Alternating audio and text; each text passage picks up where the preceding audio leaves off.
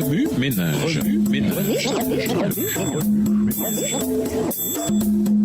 Bienvenue à votre émission Remue ménage. Nous voilà vendredi 14 octobre. Heureux ceux qui, en pleine tragédie, louent le Seigneur.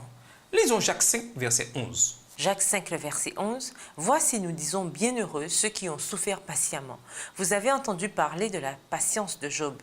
Et vous avez vu la fin que le Seigneur lui accorda, car le Seigneur est plein de miséricorde et de compassion. Pour conclure, imaginez qu'on vous annonce que tous vos biens ont été détruits et volés, et qu'après cette nouvelle dévastatrice, on vous informe immédiatement que tous vos enfants sont morts dans une tornade. Imaginez ensuite que votre corps se couvre de plaies repoussantes. Quelle pensée vous viendrait d'abord à l'esprit?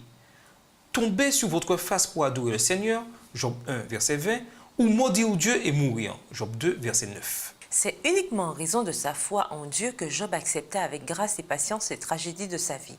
Il n'était pas un robot dépourvu de sentiments ou un fanatique, comme certains le décrivent, mais plutôt un être humain torturé par la perte et la douleur. Il maudit même le jour de sa naissance, Job 3, le verset 1. Cependant, il persévérera dans sa foi en Dieu, Jacques 5, le verset 11, et se souvint du temps où il vivait sous la garde de Dieu, Job 29, le verset 2. Comment pouvez-vous louer le Seigneur quand la douleur et la souffrance vous tenaillent?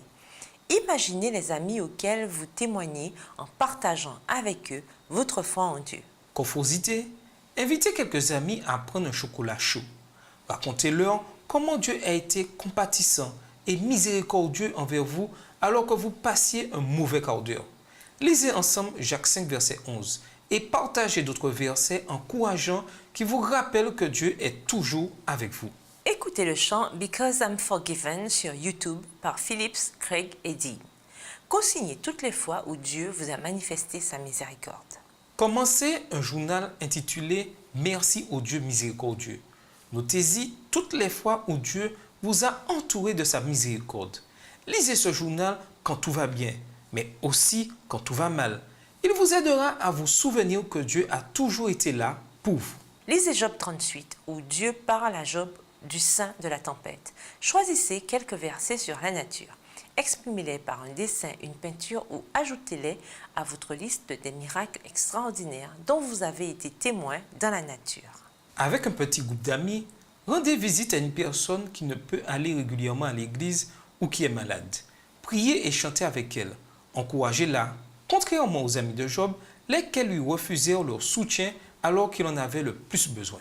Écrivez un chant ou un poème traitant de vos souffrances et des nombreuses façons par lesquelles Dieu vous a donné espoir lors de vos épreuves. Pour aller plus loin, nous vous invitons à lire les chapitres 38 et 39 du livre de Job. Ainsi que dans le livre Jésus-Christ, le chapitre 78, écrit par Ellen G. White. Et pour finir, dans le livre Levez vos yeux en haut, chapitre Le service de Dieu commence sur la terre, 5 octobre, page 284, livre écrit par Ellen G. White. Au revoir. Et à demain si Dieu veut. Remue ménage.